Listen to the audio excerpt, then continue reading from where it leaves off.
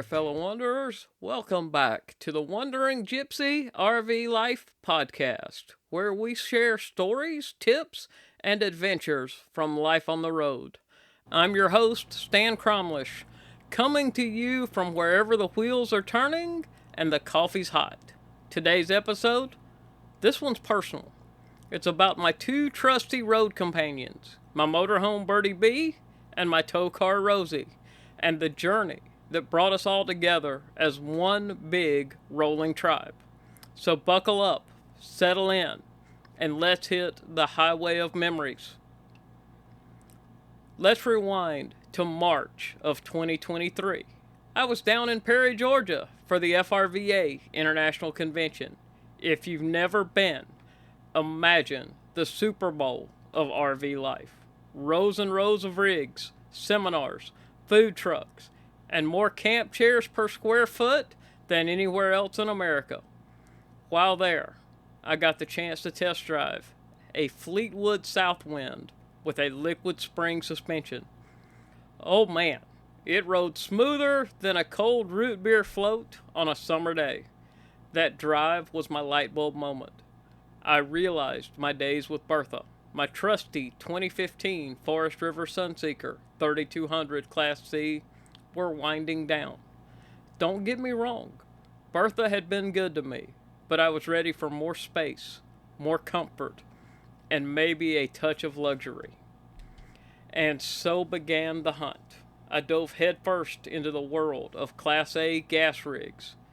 Diesel was off the table, solid rigs, sure, but the yearly maintenance costs were higher than a campsite during peak season at Glacier National Park. I was looking for something practical, but still roomy enough to stretch out on rainy days. 4 slides were non-negotiable. I wanted elbow room, room to dance if I felt like it. And yes, I was dreaming of a stackable washer and dryer. No more laundromats with half-eaten vending machine candy and missing socks. I looked at everything. Tiffin, Newmar, Integra. It was like dating in the RV world, swiping through specs, layouts, and price tags.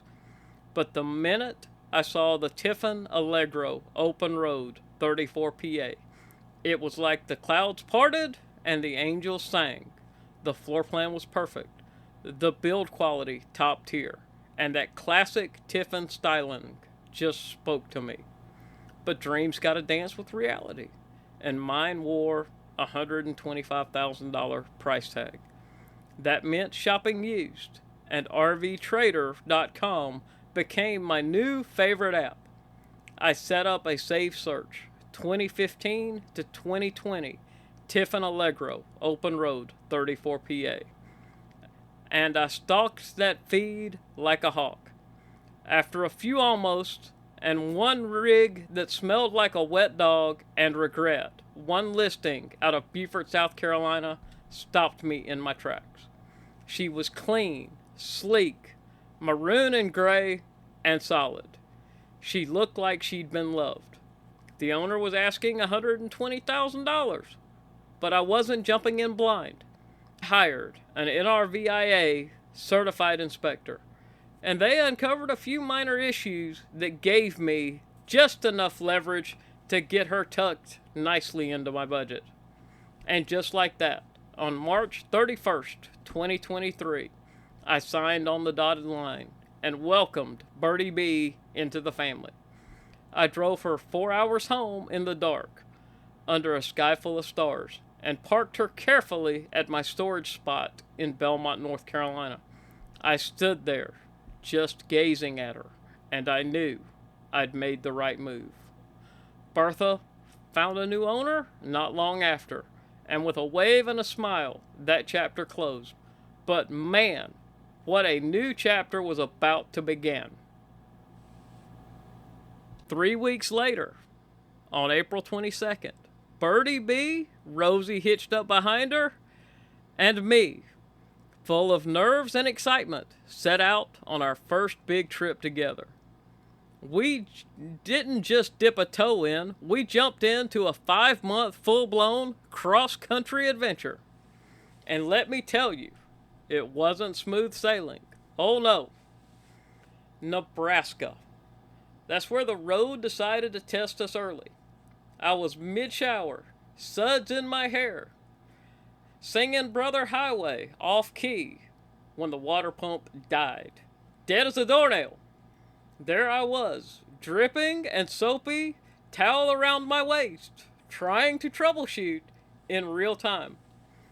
I eventually MacGyvered a fix, and then I finally got the water pump swapped out. But that was my initiation, my RV baptism by waterless fire, if you will. Now, if Nebraska was a test, Wyoming was the reward. Specifically, the Gray Reef section of the North Platte River. Met up with my buddy Rowdy and our guide Brian. A guy who knows those waters like a preacher knows his psalms. We hit the water before dawn. You know it's going to be a good day when your coffee steam blends with the morning fog. We waded into that icy river, the chill biting through the waders. The sky slowly lighting up like a watercolor painting, and bald eagles soaring overhead like they were keeping score. Then it started, trout hitting the line, one after another. Rainbows, and a surprise cutthroat that made Rowdy whoop like he just won a round of poker. Every cast felt a little like a roll of the dice, and man, the river was feeling generous that morning. But more than the fish, it was the rhythm of the moment. Cast, drift, laugh, repeat. Brian told stories about monster trout and past blizzards. Rowdy shared some tall tales that got taller by the minute. And me, I soaked it in and earned a new nickname that trip, Mr. Botangles. I tangled everything, including the trolling motor on the drift boat. But that river carved out a place in my heart, and I'll be heading back there in May of 2025. Can't wait. After Wyoming, I headed to Washington State, and a parking job that still gives me nightmares to this day. I pulled in to a buddy's property. Gorgeous place, but tight. Trees on one side, metal garage on the other, and barely enough room to slide a dollar bill between Bertie Bea and disaster. I inched her in like I was playing Tetris with a 36-foot rectangle. Took me 45 minutes, a few prayers, and a whole lot of back and forth. But hey, I made it. You ever have one of those stretches on the road where everything just clicks, where the weather cooperates, the roads are smooth, and every destination seems to roll out the red carpet? That was late July of 2023 for me. Bertie Bea, good old Rosie, and me were cruising through some of the most beautiful country this nation's got to offer. Our next stop, one of my all-time favorite campgrounds, Valley View RV Park in Island Park, Idaho, tucked away in a little corner of paradise, just a few minutes from the west entrance of Yellowstone National Park. Cool mountain air, a creek that babbles just right, and plenty of room to spread out. And best of all, it was reunion time. Some fellow RVers who are close friends of mine from Louisiana were bouncing around the West too, and we'd planned to all meet up in Island Park, Idaho. Let me tell you, when RV friends reunite, it's like summer camp for adults. Hugs at the campground, lawn chairs in a circle, and the smell of someone always grilling something. I swear, nothing brings people together like campfire coffee and a shared hookup. That week, we packed in as much Yellowstone as we could. We did it all. Old Faithful putting on her timeless show.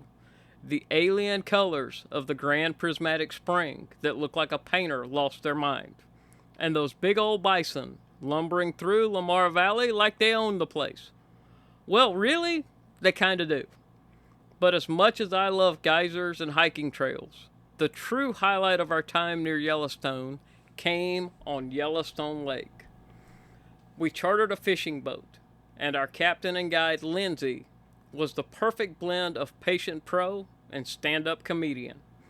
The lake was like glass that morning, barely a ripple. Snow-capped peaks in the distance, eagles overhead, and the kind of peaceful quiet that you don't get too often these days. Now, fishing in Yellowstone is a different kind of magic. The trout there, smart, crafty, and downright picky. But Lindsay had us dialed in. By mid-morning, lines were tight and spirits were high. Every catch turned into a celebration. The best part wasn't just the fishing. It was floating on the water, swapping stories with friends, belly laughing until your sides hurt, and realizing that this is what the good life feels like. No cell service, no deadlines, just fish, fresh air, and the people who get you. After we reeled in enough for tall tales, we pointed Bertie Bea towards the cowboy capital of Wyoming, Cody. Now, Cody is the kind of town where the West isn't just remembered, it's lived. We rolled into town, dusted off our boots, and spent the week soaking it all in. The Buffalo Bill, center of the West. It's 5 museums in one. Natural history, firearms, Plains Indian culture, art, and of course, the man himself, Buffalo Bill Cody. I could have spent a week just reading all the plaques. But of course, Cody isn't just museums, it's got flavor. And if you're in town, you've got to eat at Buffalo Bill's Irma Hotel and Saloon. Classic Western charm, creaky floors, red velvet everything, and yes, that moment when I decided to introduce my friends from Louisiana to a good old Wyoming specialty, Rocky Mountain Oysters. Now, for those who don't know, Rocky Mountain Oysters are not from the sea. Let's just say they come from the business end of a bull and are usually deep fried. I kept it mysterious when we ordered them. The appetizers arrived. Everyone took a bite. And just as the flavor settled in, I dropped the truth. The expressions, priceless. One friend turned green. Another just stared into space like he was rethinking every decision that had led him to that moment. But we all ordered seconds. After that, I didn't ask too many questions. We closed out our week in Cody with a few more rodeos, a whole lot of laughs, and plenty of inside jokes. Then it was time to hit the road again. Destination: Gillette, Wyoming, for the FRVA International Convention. Now, some folks might think going to the same RV Basics course twice is overkill.